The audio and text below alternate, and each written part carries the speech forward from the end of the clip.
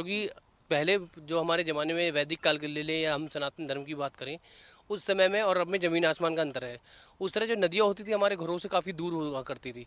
नदियों में जैसे हम जो कोई चीज़ फैलाते थे, कोई चीज़ें डिस्चार्ज नहीं होती थी। यहाँ तक कि जो हमारा मलमूत्र है, ये सब चीज़ें बहुत ही दूर होती, क्योंकि नदी तो हमें पवित्र मानते थे। नदी को माँ का दर्जा मिला हुआ था और माँ को हमेशा हम सम्मानित करते हैं। आपने देखा होगा, अभी भी आप गाँव की तरफ जाएंगे, पुराने लोग साड़ी चढ़ाते हैं, चूड़ियाँ करते हैं, अपने त्यौहार मनाते हैं। अभी बहुत सारी आपको प्रयागराज के मिल जाएंगे। नदी को नदी माना जाता था, माँ का दर्जा था, बट माँ के आंचल को इतना ज़्यादा मैला कर दिया है। मानव अपने मतलब विकास की आंधी में, मैं माफ़ी चाहूँगा कुछ शब्द ऐसे भी बोलने पड़ जा रहे हैं मुझे, क्योंकि हम आस्था के नाम पे अंधविश्वास कर रहे हैं। क्योंकि आस्था ठीक है, आस्था बहुत जरूरी है कि किसी भी धर्म को आगे बढ़ाने के लिए, किसी भी करें, मगर आस्था के नाम पे अंधविश्वास। किसी भी पुजारी पंडित ने ये नहीं कहा कि ठीक है आपका राग प्रभावित कर लीजिए, वो ठीक है, बट राग के साथ ये पन्नी का क्या मतलब है? यहाँ पे घरों से आ रहे हैं आपको इस एरिया में हर वो कचरा मिलेगा जो आपके घर में वेस्ट पड़ा है, चाहे वो हेडफोन ले लीजिए, बैग ले लीजिए, बिस्तर ले लीजिए, बेड तक। तो इसमें यहाँ नदी का क्या काम है? नदी का काम है निर्मल जल को प्रवाहित करना, न कि सीवेज को और अननेसेसरी चीज़ों को। अब ये देखिए, ये कौन से हैं भगवान? ये लक्ष्मी भगवान जी है। लक्ष्मी माता हैं। ये लक्ष्मी माता पड़ी हुई थी यहाँ पे। अब जिसने भी इसको यहाँ फेंका होगा उसका क्या कल्याण भगवान करेंगे वो आप भगवान ही जाने, लेकिन ये जो है इस तरीके से पड़ा हुआ। अब मैं इसको आपको आदित्य भाई बताता हूँ एक चीज, लोग मोक्ष की बात करते हैं कि हमें मोक्ष मिलेगा। क्या इन भगवानों को मोक्ष हम दे पा रहे हैं?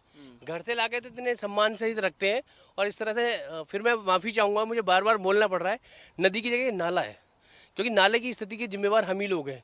क्योंकि हमारी कई सारी ऐसी गलतियां हुई हैं जिसकी वजह से जो नदी, जो कि जीवन दायिनी थी, वो मृत के कगार पे है। मृत के साथ साथ ही हम अपने नालों में इस तरह के भगवान को विसर्जित कर रहे हैं, जो कि हम अपने घर में इतने सम्मान से इनका आदर करते हैं, पूजा करते हैं, उसके बाद थोड़ी सी भी टूट फूट या फिर खंडित होने के बाद इस तरह से फेंक देते हैं। बहुत ही विडंबना है इस बात को लेकर के कि किस तरीके से हम अपने धर्म के साथ में खिलवाड़ करें। सनातन से जुड़ा हुआ मुद्दा है यमुना। वैदिक पुराणों में इसके वर्णन मिलते हैं, भगवान कृष्ण से बहुत ही जुड़ाव है यमुना का। लेकिन फिर भी आप देखेंगे कि अब मैं आपको दिखाऊंगा, हमारे कैमरा पर्सन दीपक आपको दिखाएंगे चारों तरफ जिस तरीके से ये प्लास्टिक का जो कचरा भरा पड़ा है, ये एक दिन में तो नहीं आया है। ऐसा लग रहा है कि जैसे डंपिंग यार्ड बना दिया गया हो और सालों से यहाँ पे डंप किया जा रहा है। पूरा जो धरातल है, जो तलहटी है यमुना का, वो कंक्रीट से भरा हुआ है। वो रेत में जाए पानी कैसे, वाटर रिचार्ज कैसे हो, पानी का बहाव कैसे हो? आपने ये भी देखा होगा, नदी के आसपास जबकि पानी का फ्लो अच्छा होना चाहिए, नदी के आसपास जो वाटर लेवल है वो अच्छा होना चाहिए, मगर ऐसा है नहीं। ये हमारा भ्रम है कि नदी है तो वाटर लेवल अच्छा होगा। यहाँ का पानी आपका पास में पीने लायक तक नहीं है। हम रिसेंटली अब बात करें टीडीएस लेवल की, तो नदी का टीडीएस लेवल वापस 600 से 800 है। क्यों? क्योंकि इसमें कहीं ना कहीं बहुत सारी मानव का जो हस्तक्षेप होता जा रहा है प्रकृति के प्रति। प्रकृति जो जीवन दायिनी मानते थे, प्रकृति जिनको हम पूजते थे, जैसे हमारे सूरज, चांद, हवा, धरती, आकाश, सबको हम मानते थे और हम उनको प्रकृति को नेचुरली जो पूजा करते थे। और एक चीज समझना पड़ेगा हमें, हम जो प्रकृति को देते हैं वही प्रकृति हमें वापस करती है। अब हम कितना विभत्स दृश्य है। और यमुना को खत्म करने के हमने किस तरीके से प्रायोजित जो कार्यक्रम होता है वो हमने किया हुआ है। चारों तरफ दीपक हमारे कैमरा पर लगातार आपको तस्वीरों में दिखा रहे होंगे कि चारों तरफ आप देखेंगे सिर्फ आपको प्लास्टिक और तमाम वेस्ट हैं। जहां पर वो बालू होना चाहिए था, जो रेत होना चाहिए था, उस रेत के बदले में सिर्फ और सिर्फ प्लास्टिक और दुनिया भर का वेस्ट। जैसे सचिन ने बताया आपने कि किस तरीके से जो मानव वेस्ट जितने भी घर में इस्तेमाल आदमी करते हैं, वो सारी चीज़ें, चाहे वो घर में इस्तेमाल करने वाला सब्जी का जो मशीन होता है, बैंगन हो, कुछ भी हो, वो से लेकर के दुनिया भर के कपड़े और लत्ते जो भी मिलते हैं, घर का कंस्ट्रक्शन का काम होता है, उस कंस्ट्रक्शन के काम को भी जो सीमेंट निकलता है, जो वेस्ट निकलता है, वो भी यहाँ ला करके रखा गया है। इंडियन न्यूज के माध्यम से लोगों को बताना चाहूंगा, अभी भी आपके पास समय है, अपनी आने वाली पीढ़ियों के लिए कुछ सोच लो। नहीं सोचोगे तो चीजें बद से बदतर तो होती जा रही हैं। तो समझना पड़ेगा आपको कि जल की महत्व है, प्रकृति का अभी भी आपके पास समय है, संरक्षण कर लीजिए। नहीं कर पाएंगे तो पलायन तो दिल्ली से शुरू ही हो गया है। कि आप देखेंगे दिल्ली के आसपास के जितने बेल्ट है, सबसे ज़्यादा लोग बीमार हैं। समझ लीजिए कि दिल्ली लोग आते हैं कमाने के लिए, और यहाँ पे दिल्ली कमाने से ज़्यादा लोग अपने मेडिकल में पैसा दे रहे हैं। तो सरकारों का तो पैसा जा ही रहा है, साथ साथ जो आदमी का समय और उनका जो पैसा, वो दोनों ही बर्बाद हो रहे हैं। भावना, आप आइए जरा, आपसे भी बात करेंगे क्योंकि आप यंग हैं और आप कॉलेज स्टूडेंट हैं। जी सर। क्या पढ़ाई कर रही हैं? Sir I am a B Com honour student. कौन सी ईयर में हैं आप? I am in second year. Second year में आप। क्या लगता है कि आपके यूथ, जैसे आपके युवा साथी जो हैं, आपके जो एज ग्रुप के लोग हैं, क्या वो नदियों को लेकर जागरूक हैं जैसे आप और वंश आप भी थोड़ा सा आगे आ जाइए, आप और वंश जैसे जागरूक हैं, क्या बाकी लोग ऐसे जागरूक हैं? सर जी, बच्चे थोड़ा जागरूक होते हैं, बट ये होता है कि कभी कभार एक बच्चा नहीं कर पाता अकेले, क्योंकि बहुत ऐसे बच्चे होते हैं जो सोचते हैं कि कुछ करें बट एक अकेला नहीं कर पाता। अब हमारे कॉलेज के थ्रू जैसे हम सर की फाउंडेशन से जुड़े हैं, तो वो बहुत अच्छा मौका है हम जैसे वॉलंटियर्स के लिए यहाँ आके नदी के लिए कुछ करने का। लाइक ऐसे सारे कॉलेज अपने एनजीओ के थ्रू बच्चों को कनेक्ट करवाएं एंड बच्चे ऐसे सोशल वर्क करें, तो इससे एक दिन ज़रूर हमारी नदी साफ होगी, क्योंकि हमारे लिए वाटर बहुत ज़रूरी है, ये सबको पता है। तो जब ऐसे वॉलंटियर्स हम तभी जागरूक होंगे तब हम कुछ कर सकते हैं, किसी की हेल्प के थ्रू कर सकते हैं, क्योंकि एक अकेला बच्चा सच में कुछ नहीं कर पाएगा। मैं भी बहुत बार सोचती थी कुछ करूं, लेकिन YSS फाउंडेशन से मेरे को बहुत हेल्प मिली है कि मैं सच में आ रही हूं। हर संडे को हम लोग आते हैं 8:30 से 11:30 तक डेली, हर संडे को सुबह आके हम डेली नदी साफ करते हैं। वंश आप बताइए कि जिस तरीके से क्रूज चलाने की बात चल रही है, आप इंजीनियरिंग के छात्र हैं, कौन सा डिपार्टमेंट है? Computer science. Computer science.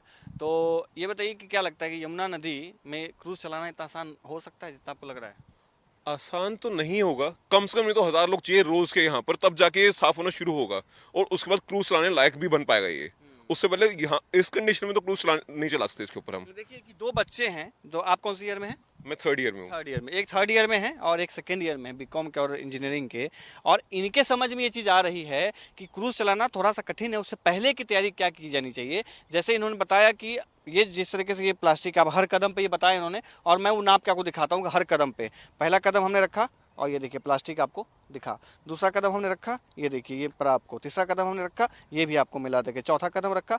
मतलब आप समझ रहे हैं, जैसा वंश ने आपको बताया कि हर कदम पे प्लास्टिक का वेस्ट पड़ा हुआ है। ये एक मुहावरा था, लेकिन जो यहाँ पर सच होता दिखाई दे रहा है कि आप हर कदम पे आपको प्लास्टिक का टुकड़ा पड़ेगा। ये देखिए तो प्लास्टिक का, ये प्लास्टिक, मतलब हर कदम पे आपको मिल रहा है प्लास्टिक का।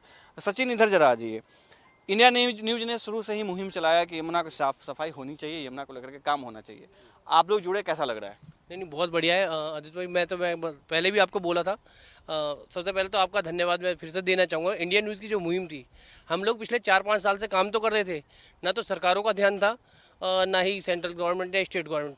लोग ग्रामीण आसपास के लोग जुड़ते थे और वो बस आए गए, मतलब वो एक लेंथ नहीं मिल पा रही थी जो अंदर जो होता है ना, एक एप्रिसिएशन लेवल, वो एप्रिसिएशन लेवल नहीं मिल पा रहा था। बच्चों को भी काम करते थे, ठीक है हो गया नहीं, बट जैसे आप लोगों ने करा तो फिर हम मिलके जब एक क्रेज़ बनाया हमने, उसके बाद फिर वो चीज़ें जब हमारी छठ के टाइम की जो वीडियोस वायरल हुई, तो लोगों को समझ में, जब हम लोग काम करते थे यमुना के ऊपर तो लोग हमारा मजाक उड़ाते थे, अरे यमुना क्या होगा। लोगों ने मेंटलिटी ऐसी बना ली थी यमुना कभी नहीं होगी।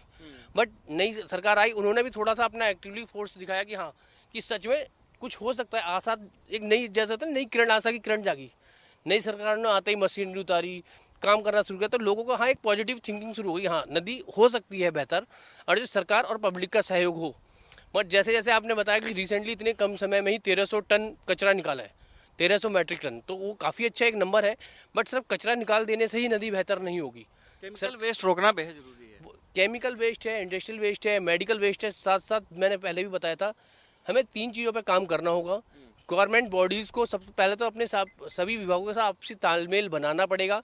जो छोटी छोटी कमियां आप देख सकते हैं, वो पीछे ये ब्रिज है, और ब्रिज आपको, ब्रिज पे फेंसिंग होनी चाहिए। फेंसिंग होती तो लोग डंप करना, इतना जो आप यहाँ देख रहे हैं ना, ये एक डंपिंग यार्ड, तो वो नहीं होता। तो इसका सबसे बड़ा कारण ये ब्रिज है।